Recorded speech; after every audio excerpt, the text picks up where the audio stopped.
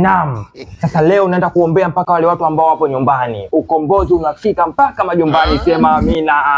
Amina. Mchungaji wa kipekee. Yaani anaombea wagonjwa bila hata sadaka, bila matoleo. Mungu amjalie jamani umbaba.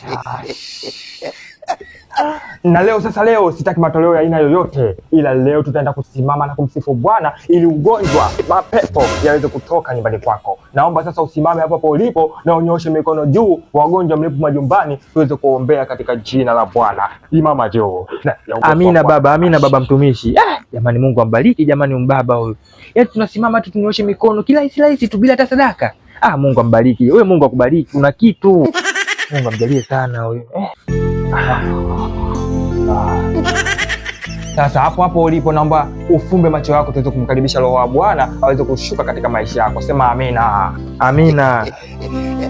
Baba, katika ndugu zangu 80, kabla tujaanza maombi naomba kidogo niwaombe tena matoleo yenu. Tuna sherehe yetu ya jubilei katika kanisa letu. Tunaomba kidogo mtuchangie hela kwa ajili ya kunogesha sherehe yetu, maana siku hiyo watu mtakula, mtavimbilwa kwa kweli kanisani kwetu hapa. Kwa hiyo tunaomba michango yenu. Nilijua tu. Yaani wachungaji wote wale tu. Wao tunataka sadaka tu. Mambo gani? Wewe unakaa? Yaani siamini kama mtumishi wa Bwana hauna hata jelo ya kuchangia katika sherehe yetu. Bwana mimi sina hela bwana. Mimi sina hata hela bwana. Hela yenyewe ilobaki ndio hii ya kula. Mimi sina hata hela, sio hela sasa hivi bwana. Hauna cha kuchangia. Sasa ole wako nikuone katika sherehe yetu. Yaani asemaje? Usichangia kutia mkono marufuku.